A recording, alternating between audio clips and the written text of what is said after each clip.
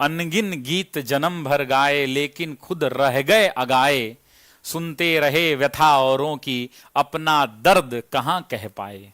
1905 के अंदर में बनारस का अधिवेशन हुआ था। उसके अलावा स्वदेशी पर चर्चा की गई थी कि इस बनारस अधिवेशन में बंग भंग का विरोध किया गया था। जरा मेरा एक सवाल है यहां पर कि महात्मा गांधी के पॉलिटिकल गुरु तो गोखले हैं, जरा बताइए कि महात्मा गांधी के धार्मिक गुरु कौन है। जितना हम आधा एक घंटा में बोल दिए होंगे उतना लोग 3 दिन में नहीं बोलता होगा, ठीक है। गोपाल कृष्ण गोखले ने किस वर्ष भारत में सर्वेंट ऑफ इंडिया सोसाइटी की स्थापना की है। ये तो बहुत इजी प्रश्न है, आप बता देंगे। हालांकि ये टीआरई 2 में पूछा गया था या 3 में, मुझे ध्यान नहीं है। प्रश्न का उत्तर डी हो जाएगा। ये सर्वेंट ऑफ इंडिया सोसाइटी को हिंदी में जानते हैं, हम लोग तो आज तक इंग्लिश में पढ़े थे, इसको हिंदी में एक नाम से जानते हैं जिसको कहते हैं भारत सेवक संघ।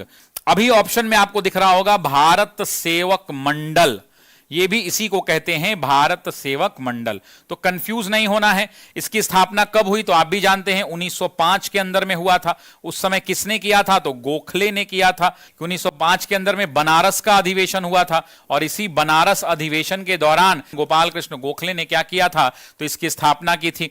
और आपको साथ साथ यह भी याद होगा कि इस बनारस अधिवेशन में बंग भंग का विरोध किया गया था। उसके अलावा स्वदेशी पर चर्चा की गई थी। उसके अलावा सर्वेंट ऑफ इंडिया सोसाइटी की स्थापना की गई थी। तो ये 3-4 बड़े काम यहां पर हुए थे। ये गोखले वही हैं जो महात्मा गांधी के राजनीतिक गुरु माने जाते हैं।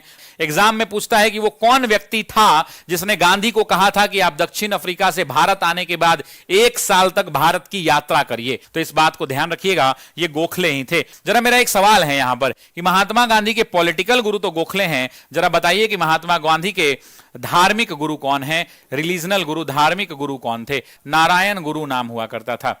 गांधी जी के कितने बेटे थे, 4 थे, और एक वो दत्तक पुत्र गांधी ने माना था, उसका नाम क्या था, जमुना लाल बजाज। ये वही अधिवेशन है, बनारस का अधिवेशन, आज ही क्लास में पढ़ाया है। ऑस्ट्रेलिया और कनाडा के तर्ज पर स्वशासन की मांग की गई, स्वशासन की मांग की गई। आपसे पूछ सकता है किसके तर्ज पर, तो ऑस्ट्रेलिया और कनाडा के तर्ज पर स्वशासन की मांग की गई। सर कुछ कहिए। मैंने कहा कि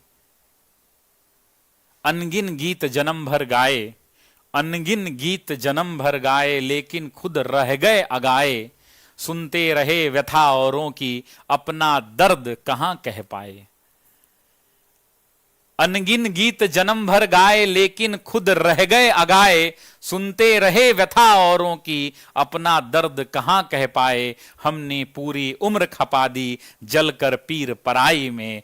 इसलिए तो चर्चित हैं हम अब भी इस जग में, लोक हंसाई में।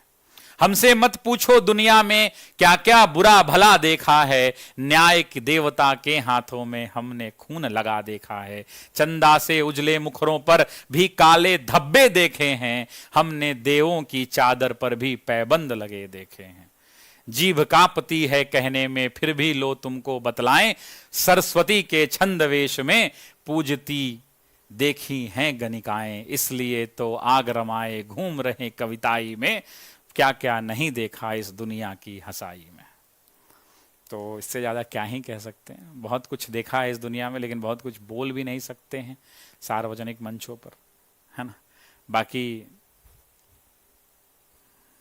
लाहे लाहे जिंदगी के डगरत बा गारी, रोज एक दिन कटत बा हिम्मत के बरियारी। चले के त मन तनको नहीं खे करत, बाकिर थके नहीं खे देत हमरा के घर के जिम्मेदारी।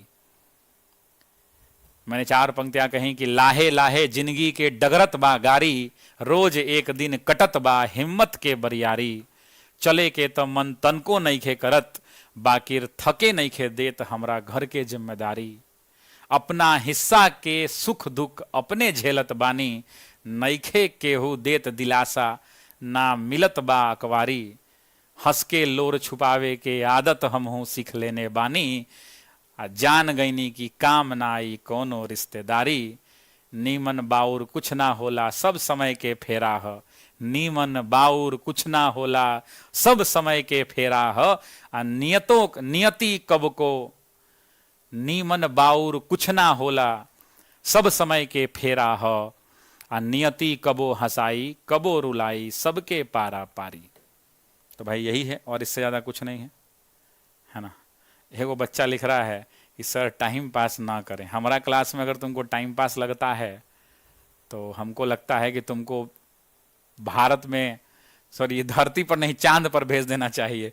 जितना हम आधा 1 घंटा में बोल दिए होंगे उतना लोग 3 दिन में नहीं बोलता होगा, ठीक है।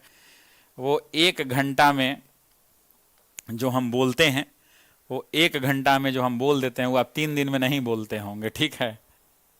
घर की जिम्मेदारियां सबको खींच लाती हैं।